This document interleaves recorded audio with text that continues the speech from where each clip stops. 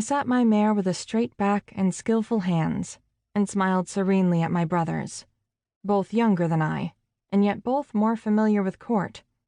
Boys always got the best opportunities. Svetkin had already been to court once before, and Rolgren twice. At 19 years of age, I was old to have never been, but my mother was very fond of me, and had not wanted to see me married too soon. She had the romantic notion that I may even fall in love or have a whirlwind romance. It was a kind thought, but ridiculous.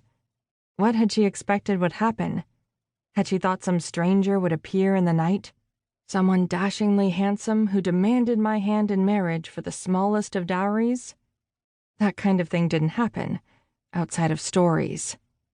And it certainly didn't happen to minor nobles who had to embroider flowers over the holes in their dresses, so that no one at court would know how tight the purse strings had to be in North Peak.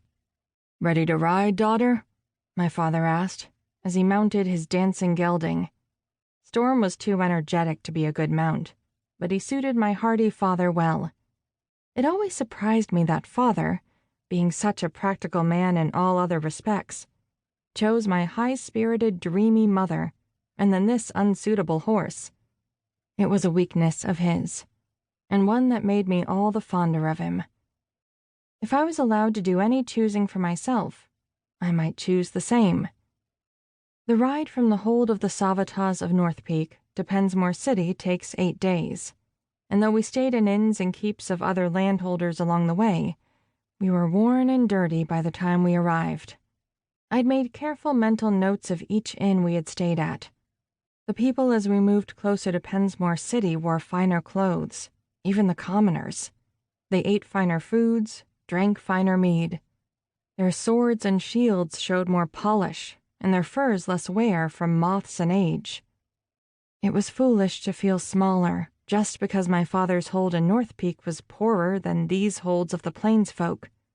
The sensible thing would be to be glad we were a part of a prosperous nation, where many holds were strong and wealthy. After all, if it came to war with the Salamore or the Iadmore along the borders, or the strange islanders of the east, it would be favorable to have such strong allies.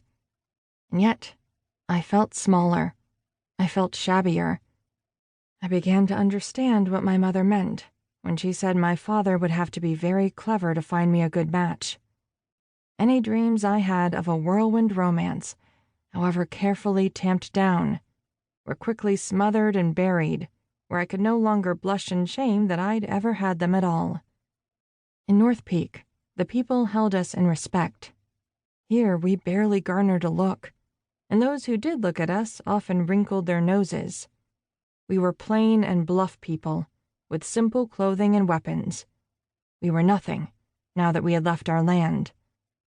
I could almost feel the smart of being without it, as if everything I had ever been was wrapped up in those trees and snows, and now I was a living ghost, haunting these other lands without body or succor.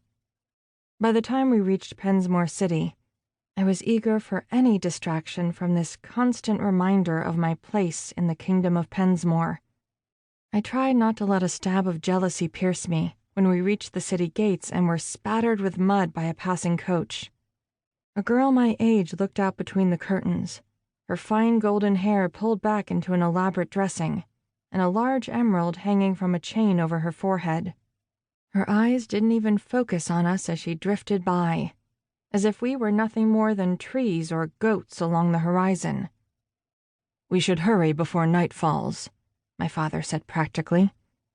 "The steward will be expecting us, and it will make more work for everyone if we are late." I felt something cold on the back of my neck as he spoke. I glanced over my shoulder through the city gates. The snow swirled thick and heavy, dampening sound and sight like a warm-down blanket in the winter. And yet, something felt wrong. Was that a figure I saw in the whirling snow?